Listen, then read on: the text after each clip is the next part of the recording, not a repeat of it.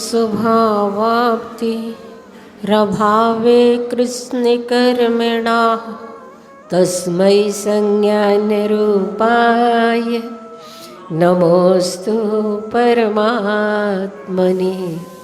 अहिंसा परमो धर्म के महावीर भगवान के संत शिरोमणि आचार्य गुरुवर श्री विद्यासागर जी महाराज जी के आचार्य श्री पूज्यपाद स्वामी जी की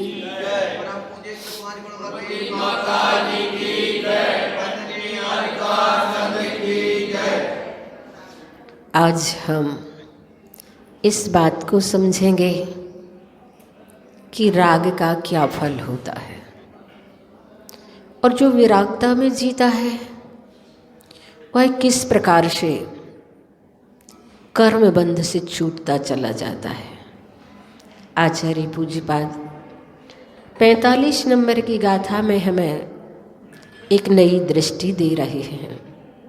उन्होंने बताया परः परस्ततो दुःख मात्मैवात्मा ततः सुखम अतएव महात्मानस्तन्निमित्तं कृतोद्यमः। बड़ी प्यारी बात यहाँ पर कही गई है कि परः अन्य पदार्थ पर पदार्थ आत्म तत्व को छोड़कर जो भी वस्तुएं हैं वो सब पर हैं। ऐसे पर पदार्थ आत्मा से पराह अन्य हैं। पर है पराह परस ततः दुखम। पर है इसलिए दुख है, दुख में कारण है, दुख का हेतु है। ततः अन्य पर पदार्थ इसलिए हमारे लिए दुख रूप होते हैं क्योंकि पर तो पर होता है और आत्मा एव वात्मा अपना आत्मा ही आत्मा है। ततः सुखम इसलिए उस आत्मा से सुख होता है, आनंद की अनुभूति होती है।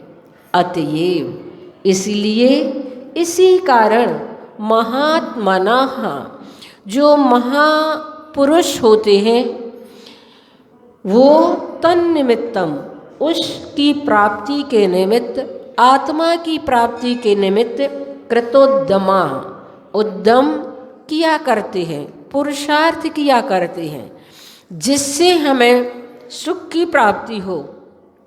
उस ओर महापुरुषों का उद्यम होता है, पुरुषार्थ होता है।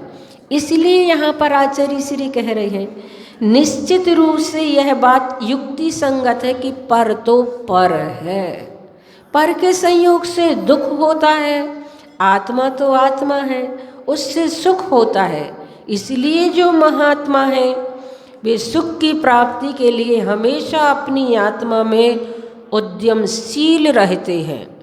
साधक का लक्ष्य सुख प्राप्ति का होता है। संसार के जितने जीव हैं वे सब कैसे होते हैं? सुख चाहे दुख ते भयवंत।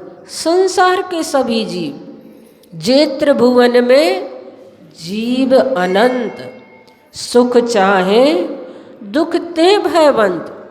ये तो प्रत्येक प्राणी की चाह होती है, लेकिन आचार्य जी कह रहे साधक का लक्ष्य जो होता है उस सुख प्राप्ति का होता है। अतः वे उस लक्ष्य तक पहुँचने के लिए साधन स्वरूप आत्म तत्व में हमेशा उद्यमित रहते हैं। आत्म उद्यम में रत होता यह सुख ही सच्चा साधन है। जब जब हम अपने आत्म लीनता की ओर उन्मुख होते हैं तब तब हमें वास्तविक सुख, यथार्थ सुख, शाश्वत सुख की प्राप्ति की ओर हमारा पुरुषार्थ होता है।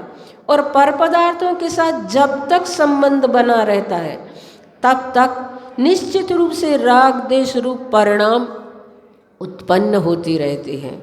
और राग देश रूप परिणामों से दुख देने वाले असाता आदि अशुभ कर्मों का बंध होता है।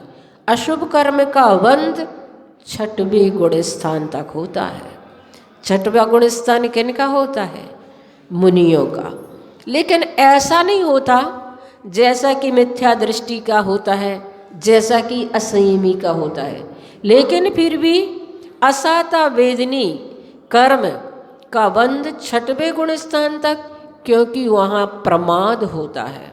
प्रमाद के कारण असाता का भी बंध होता रहता है। अतः यहाँ पर कहा जा रहा है, अंत में दुख की अनुभूति होने से जीव अपने आप को दुखी मानता है, लेकिन जो महापुरुष होते हैं वे पर पदार्थों से संबंध छोड़ देते हैं।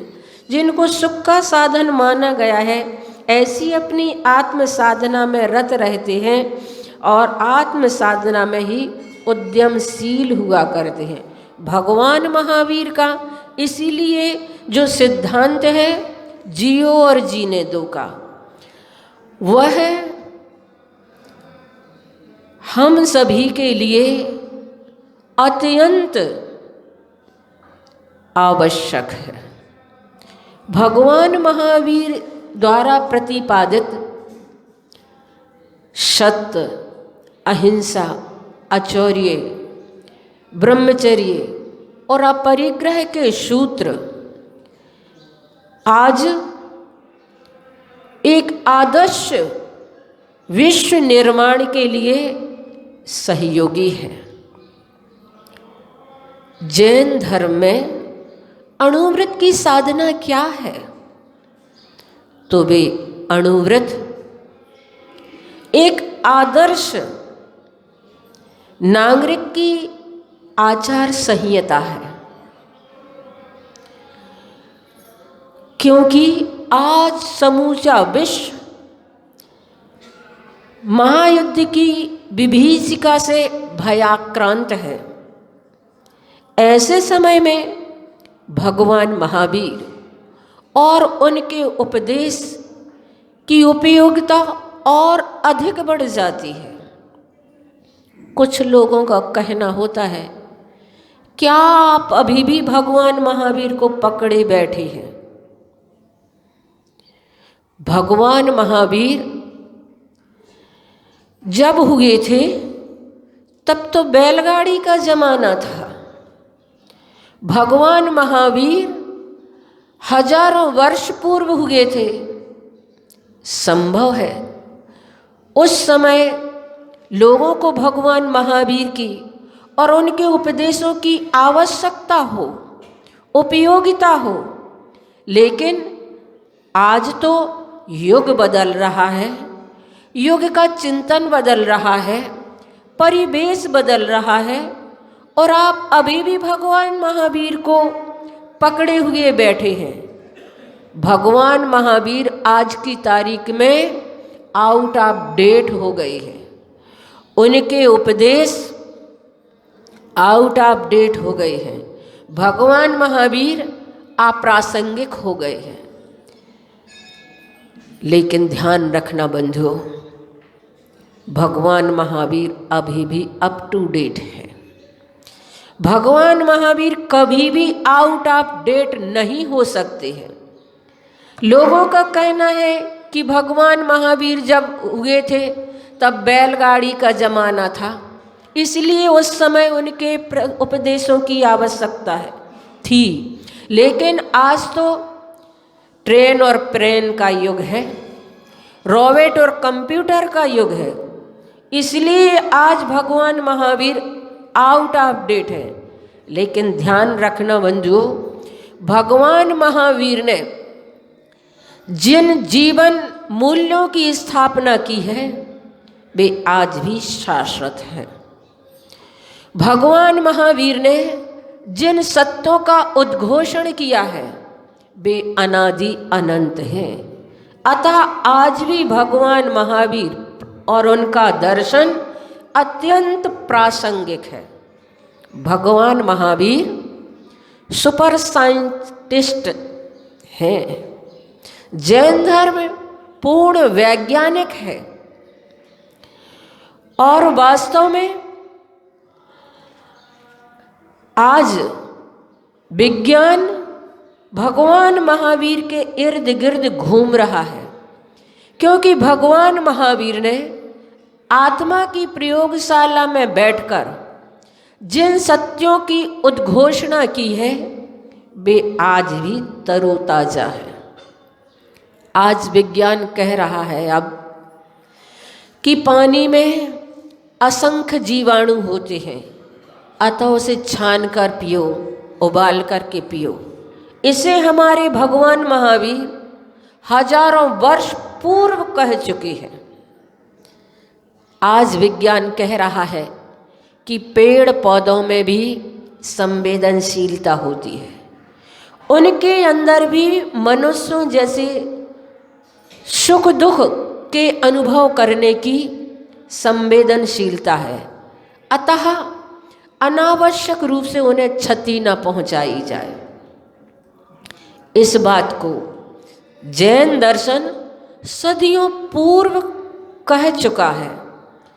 जैन धर्म का एक एक अंश पूर्ण वैज्ञानिक रूप है, और भगवान महावीर ने कहा